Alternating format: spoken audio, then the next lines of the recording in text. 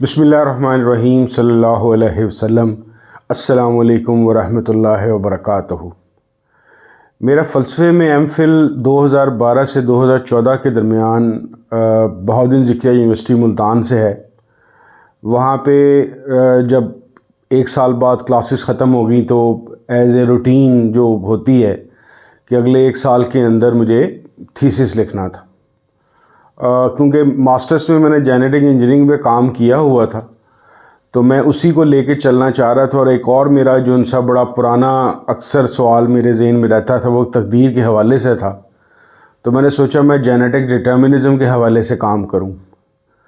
پہلے 1-1.5 مہینے بڑے اچھے طریقے سے کام چلتا رہا، پھر اچانک پتہ نہیں کیا ہوا، میرے کام کو بالکل سٹاپیج لگ گئی، اتنی شدید لگی کہ میرے جو سپروائزر ہیں میرے محترم استاد ڈاکٹر شفیق، وہ بھی بڑے حیران ہوئے کہ یار تو بڑی اچھی سپیڈ میں جا رہا تھا، یہ کیا ہوا ہے۔ لیکن میں نے بڑی کوشش کی، جسے کہتے ہیں نا کہ ایک پیوٹل سینٹرلائزڈ آئیڈیا ہونا جس کے تحت میں نے سارے آئیڈیا کو لے کے چلنا تھا، وہ میرے ذہن میں بے شمار کوشش کے باوجود آ ہی نہیں رہا تھا۔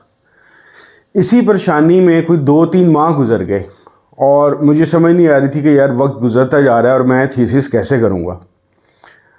اسی طریقے سے ان دنوں میں ظاہر ملتان میں ہی رہتا تھا، تو ایک دن عشاء کی نماز پڑھنے کے لیے میں محترم شیخ صاحب والی جو مسجد ادھر جا رہا تھا، تو واپسی پہ ایک بندہ مجھے ملا جو شیخ صاحب کی پاس ہی ہوتا ہے۔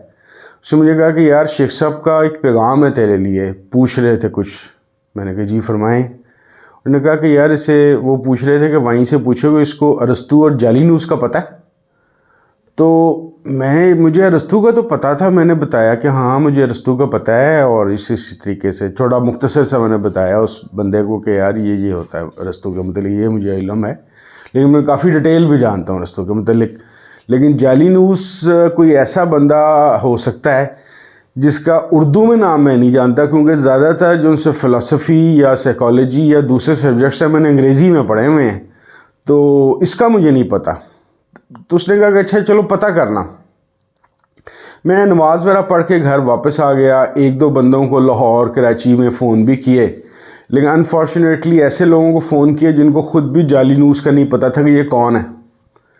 اسی رات کو لاہور سے میرے 2 ڈاکٹر دوست میری طرف رہنے آئے، تو میں اسی طرح کسی کو فون کر رہا تھا، تو اس سے میں یہی پوچھ رہا تھا کہ بھئی یہ جالینوس کون ہے بھئی۔ تو ایک ڈاکٹر دوست نے سن لیا، اس نے کہا کہ یار تو کیا پوچھ رہا ہے۔ میں نے کہا ڈاکٹر صاحب یہ جالینوس کا میں پتہ کرنا چاہ رہا ہوں کہ یہ کون ہے، یا اس کا انگریزی میں نام کیا ہے اگر یہ کوئی مشہور آدمی ہے۔ تو انہوں نے کہا کہ یار گیلن کو کہتے ہیں جالینوس۔ اب میرے لیے دوبارہ حیرت کی بات تھی کہ یار گیلن ارسطوٹل کا مجھ سے کیوں پوچھا گیا ہے، اس کے اندر کیا خاص بات ہے۔ لیکن کیونکہ میں بے شمار شیخ صاحب کے ساتھ معاملات میں تجربہ کر چکا ہوا تھا کہ شیخ صاحب جب بھی کوئی بات فرماتے ہیں یا کسی کی طرف اشارہ کرتے ہیں تو وہ خام خواہ نہیں ہوتی، اس کی کوئی نہ کوئی وجہ ضرور ہوتی ہے، یا اس میں کوئی چیز آپ یہ سمجھ لیجئے کہ سپورٹ کے لیے ہوتی ہے۔ میں نے اسی رات کو دوبارہ سے کچھ ارسطوٹل کا پڑھا اور کچھ گیلن کا پڑھا۔ گیلن کو تو میں نے جیسے ہی پڑھنا شروع کیا انٹرنیٹ پہ، تو اس کی گیلن کا جو فلسفی پہ کام تھا میرے خیال میں بمشکل ابھی میں نے 1-2 صفحے ہی پڑھے ہوں گے تو مجھے بات سمجھ آ گئی کہ گیلن کا کیا مطلب ہے۔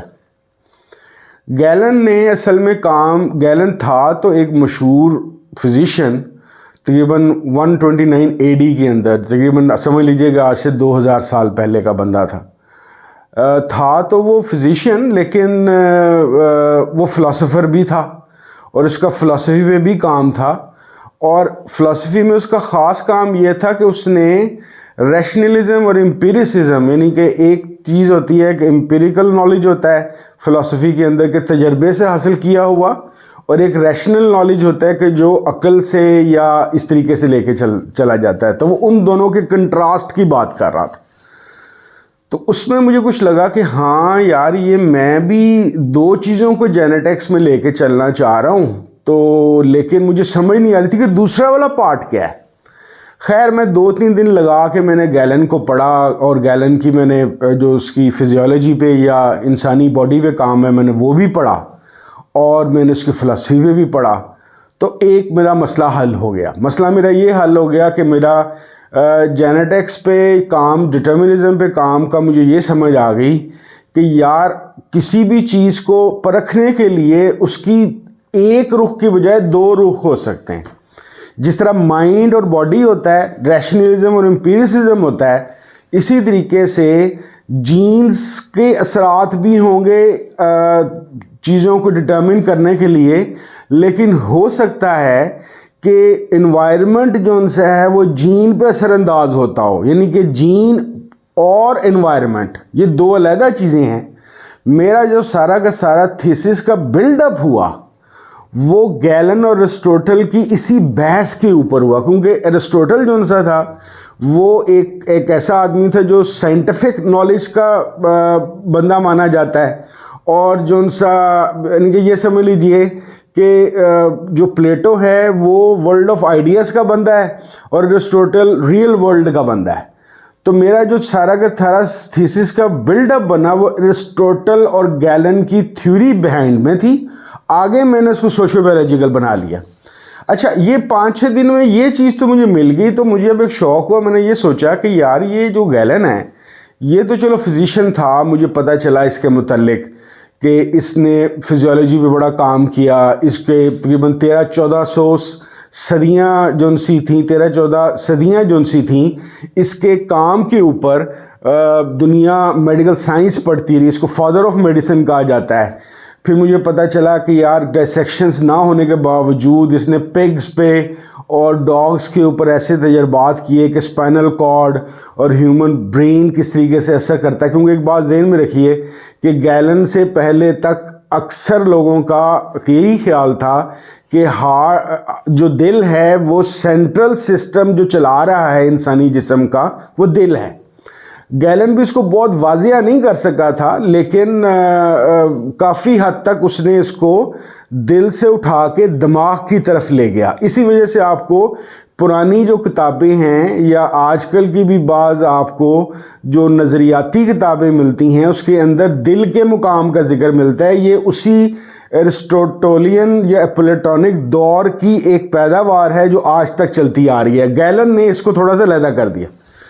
پھر اس نے امپیریکلزم اور ریشنلزم پہ جو کام علیحدہ کیا تھا وہ مجھے پتہ چل گیا. پھر اس نے علاج کے لیے وہ ہپوکریٹ والی جو ان سی 4 چیزیں تھیں کہ ایک یلو بائل ہوتا ہے، ایک بلیک بائل ہوتا ہے، ایک بلغم ہوتی ہے، ایک بلڈ ہوتا ہے. یہ 4 چیزوں میں طبیعتوں کے اثرات اس نے گنے کہ ان 4 چیزوں کا جس پہ یعنی کہ یلو بائل کا اثر زیادہ ہوگا تو یہ طبیعت ہوگی، بندے کی مزاج ہوگا. بلیک بائل ہوگا تو یہ طبیعت مزاج ہوگا. اگر بلغمی طبیعت ہے یا ریشہ یا بلغم زیادہ ہے بندے کے اندر تو اس طرح کی طبیعت اور مزاج ہوگا. اس طرح کی بیماری، یہ سب کچھ میں نے پڑھ لیا. پھر میرے ذہن میں ایک نئی چیز آئی کہ یار یہ جو میڈیکل سائنس ہے یہ تو پھر کسی اور طریقے سے لے کے چل رہی ہے. یہ صرف اور صرف علاج نہیں کر رہی، یہ تو ایک پوری تھیوری آف نالج دے رہی ہے.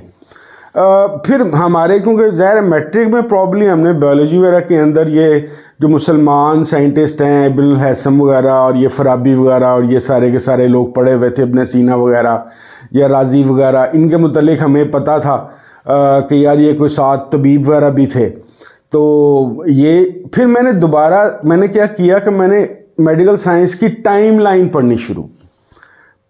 میڈیکل سائنس کی جب میں نے ٹائم لائن پڑھنی شروع کی تو بے شمار عجیب و غریب سے انکشافات ہوئے اور میرا اپنا دنیا کی علم کی تاریخ کو دیکھنے کا انداز فکر ہی بدل گیا. جب وہ انداز فکر بدلا تو پہلے میں آپ کے ساتھ شیئر کرتا ہوں کہ مجھے پتہ کیا چلا. میں بڑی ظاہر ہے بہت لمبی بات ہو جائے گی یا بہت ٹیکنیکل باتوں سے بچتے ہوئے میں مختصراً عام فہم بات کرتا ہوں. سب سے پہلے تو مجھے یہ پتہ چلا کہ کسی زمانے میں بالکل Asian Times, very Asian Times کے اندر علاج کرانا منع تھا. انسانی اگر کوئی بیمار ہو جاتا تھا تو اس کو خدا کی یا قدرت کی مرضی سمجھا جاتا تھا. اس کو یعنی کہ یہ سمجھا جاتا تھا کہ اس کو جو اگر یہ بیمار ہو گیا ہے یا یہ چل پھر نہیں سک رہا یا یہ کسی کام کو پرفارم نہیں کر پا رہا تو خدا یا دیوتا اس سے ناراض ہو گئے ہیں. تو اس کا علاج کوئی نہیں کرتا تھا، اس کو چھوڑ دیا جاتا تھا کہ اگر دیوتا اس سے راضی ہو جائیں گے تو یہ ٹھیک ہو جائے گا، اور اگر دیوتا جو ان سے ہیں اس سے ناراض رہیں گے تو یہ ایسے ہی مر جائے گا۔ پھر ایک دور آیا ان ایشین ٹائمز میں کہ جب جڑی بوٹیوں کی دریافت شروع ہوئی۔ اچھا، پھر جب ایک دم آپ کو ایک بڑا ریفائنڈ قسم کا سسٹم ملتا ہے، وہ آیورویدیا کا سسٹم ہے جو انڈینز کے پاس تھا۔ یہ تقریباً 3000 سے 4000 BC اولڈ ہے، مینز کہ آپ 3000 سے 4000 میں یہ والے 2200 سال ایڈ کر لیں تو یہ کوئی 5200 سے 6000 ایئرس اولڈ سسٹم ہے، اور یہ انڈین تھا۔ وہاں سے جڑی بوٹیوں کے ذریعے سے علاج اور مزاج اور انسان کا سارا چیر پھاڑ اور یہ وہ سارا کچھ کہ کیسے کرنا ہے، چیر پھاڑ خیر انڈینز نہیں کرتے تھے زیادہ، وہ جڑی بوٹیوں سے ہی علاج کرتے تھے۔ پھر مصر کے اندر آپ کو 2600 BC کے اندر، مینس کہ 200 ایڈ کریں تو 4800 سال پہلے ایمفیٹس کے نام سے ایک فزیشین ملتا ہے جو ایونچولی ایجپشن تھا، وہ جو ایجپٹ کا ایونچولی گاڈ آف میڈیسن کہلایا۔ اب یہ ایجپٹ کا تھا۔ پھر ایک آپ لوگوں نے نام شاید سنا ہو ہیمورابی کا، جو عراق یا بابل نینوا کے علاقے کا ایک بادشاہ تھا، جس نے ایک کوڈ آف ایتھکس اور کوڈ لا بھی سب سے پہلے اسی نے دیا تھا۔ سب سے پہلے دنیا میں سرجنز کی اور میڈیسن کے ڈاکٹرز کی فیسیں بھی اس نے مقرر کی اور ان کے ایتھکس کے کوڈ بھی اس نے دیے۔ اب یہ بابل نینوا کا تھا، تو دیٹ مینس کہ ایک مجھے میڈیسن کی تاریخ ملی انڈیا کی، ایک ملی مجھے ایجپٹ کی، ایک مجھے ملی نینوا بابل کی یا عراق کے علاقے کی۔ اسی طریقے سے چائنیز بھی بہت پرانے علاج میں لگے ہوئے تھے۔ تو میرے لیے سب سے پہلی چیز لرننگ کی یہ تھی کہ کوئی بھی جو نالج ہوتا ہے وہ کلیکٹیو ہوتا ہے۔ نالج کسی ایک قوم کا نہیں ہوتا یا کسی ایک علاقے کا نہیں ہوتا۔ کسی بھی قسم کا نالج دنیا میں آج تک جو چل رہا ہے، کیونکہ جیسے یہ میڈیکل سائنس ہے، اب اس کے بعد اب یہ دیکھیں کہ اب آج کل کا خیر جو سا دور ہے، خاص طور پہ 19 سینچری کے بعد اور 20ویں صدی کے بعد جو میڈیکل سائنس کا ہے، یہ ٹیکنالوجی کا دور اس لیے کہلاتا ہے، جیسے جینیٹکس کا نالج آ گیا، پھر اس کے علاوہ مشینریز آ گئیں، ہم جو سا ماں کے پیٹ کے اندر آپریشن تک کرنے کے قابل ہو چکے ہوئے ہیں، فیٹس کے ہم آپریٹ کر لیتے ہیں، ہم جینیٹک ایڈیٹنگ کے اوپر پہنچ چکے ہوئے ہیں، یعنی کہ یہ ٹیکنالوجیکل ہے۔ لیکن کوئی بھی دور ایسا نہیں ہے کہ جس نے ایسی قوم کو پیدا کیا جس نے اکیلے کر لیا۔ اب یہ بات مسلمانوں کی سمجھنے کے لیے بڑی ضروری ہے۔ ہمارے یہاں پہ زیادہ تر یہ بات بتائی جاتی ہے ابن الحسن کے متعلق، فارابی کے متعلق، ابن سینا کے متعلق، کہ جناب مسلمان پیریڈ بالکل تھا، یہ بہت کمال ان لوگوں نے کام کیا، اور گورے بھی جو ان سے ہیں ان کے پیریڈ کو بڑا گولڈن پیریڈ مانتے ہیں اس بات کو کہ انہوں نے بڑا کام کیا ہے اس بات پہ۔ لیکن ایک بات ہمیں ذہن میں رکھنی چاہیے، فلسفہ، سائنسز اور میڈیکل سائنسز خاص طور پہ، اس میں مسلمانوں کا اصل میں کام ہے کیا؟ مسلمانوں نے پرانی دنیا کی جو نئی دنیا کی طرف علم کی ٹرانزیشن ہوئی ہے، اس میں ان کا بڑا بنیادی رول ہے۔ وہ کیوں، کس طرح؟ سب سے بڑی بات ہمیں یہ سمجھنی چاہیے کہ مسلمان جو ان سے ہیں کافی 100 سال جنگیں لڑتے رہے ہیں اور مختلف علاقوں پہ ہم جو ان سے علاقے فتح کرتے رہے ہیں، مختلف علاقوں میں جاتے رہے۔ جب یہ مختلف علاقوں میں جاتے رہے تو وہ علاقے ان کے علاقوں میں انیکس ہو جاتے تھے۔ جیسے آپ کے جتنے مشہور جو ان سے یہ فارابی وغیرہ، ابن سینا وغیرہ، جو ان سے جتنے بھی زیادہ تر مشہور مسلمان سائنٹسٹ یا فلاسفر ان کو کہتے ہیں، یہ سارے پرشین ہیں، یہ عربک نہیں ہیں اور بعض سینٹرل ایشین ہیں۔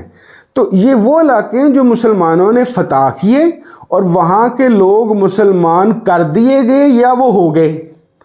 اور ان لوگوں کا کمال یہ ہے کہ ان لوگوں نے تعصب سے پاک ہو کے، کسی بھی قسم کی تنگ نظری کو چھوڑ کے، جو نیا نالج یورپ سے پرانا، جیسے چاہے وہ گریک لینگویج میں تھا، چاہے وہ اٹیلین کے اندر تھا، چاہے وہ لیٹن کے اندر تھا، اس کو ٹرانسلیٹ کیا اور پھر ایک ایسے لیول پہ پہنچے کہ اس کی کمنٹریز لکھنی شروع کی۔ اچھا، ایک اور بڑی اندوناک بات بھی ہے کہ ہم میں سے اکثر لوگوں کو یہ نہیں بتایا جاتا، جس طرح محمد بن قاسم یا طارق بن زیاد کی متعلق یہ نہیں بتایا جاتا کہ ایک طرف ان کو ہیرو بھی کہتے ہیں اور یہ نہیں بتاتے کہ ان کی کتنی دردناک قسم کی اموات ہیں۔ اسی قسم کے بہت سارے مسلمان فلاسفر اور سائنٹسٹ ایسے ہیں کہ جو بڑے آرام سے بسترے پہ نہیں مرے ہوئے، یعنی کہ اللہ معاف کرے بڑی دردناک بھی بعض کی اموات ہوئی ہیں۔ لیکن اس وقت میں یہ بات کرنا چاہ رہا ہوں کہ جو بھی نالج ہے، خاص طور پر میڈیکل سائنس کی مثال دیتے ہوئے، یہ کلیکٹیو ہوتا ہے۔ آپ نے کبھی عیسائی فلاسفر نہیں سنا ہوگا، عیسائی سائنسدان نہیں سنے ہوں گے، عیسائی سائنسدانوں کی کنٹریبیوشن نہیں سنی ہوگی۔ اب صرف آپ نے مسلمان فلاسفر، مسلمان سائنسدان کے زیادہ شور مچا ہوگا۔ اور تو اور ایٹم بم بنایا تو کبھی عیسائی ایٹم بم نہیں تھا، مسلم ایٹم بم بن گیا یا اسلامی ایٹم بم بن گیا۔ تو ہمیں ایک دفعہ پھر سے اس بات کی کوشش کی ضرورت ہے، جیسے امریکہ ہے، اب وہاں پہ چاہے کوئی مسلمان ہے، چاہے یہودی ہے، چاہے کوئی عیسائی ہے، چاہے کوئی ہندو ہے، چاہے کوئی ایتھیسٹ ہے، if he or she is contributing towards knowledge of anything، medical science یا کسی بھی نالج کے اندر، تو وہ امریکن کہلاتا ہے۔ تو اسی طریقے اس کا ریلیجن بیسڈ کے اوپر صرف مسلمانوں کو شوق ہوتا ہے کہ ہم اس کو کیٹیگرائز کر دیں۔ اگر مسلمانوں کو ہم نے کیٹیگرائز کرنا بھی ہے تو میرے خیال کے مطابق، جو میری انڈرسٹینڈنگ اسلام کے متعلق ہے، جس طرح مجھے سمجھ آئی، دیکھیں ہمارا تعارف قرآن شریف میں رسول کریم صلی اللہ علیہ وسلم کا امت کا جو تعارف ہے وہ امت وسطیٰ کا ہے۔ امت وسطیٰ کا مطلب ہے پیوٹل نیشن۔ پیوٹل نیشن کا مطلب یہ ہے کہ جو ساتھ لے کے چلے گی۔ ہمارے قرآن شریف میں آغاز میں ہی اللہ تعالیٰ وہ ہے جو الرحمن اور رحیم ہے۔ ہمارے رسول کریم صلی اللہ علیہ وسلم جو ان سے وہ رحمت للعالمین ہیں۔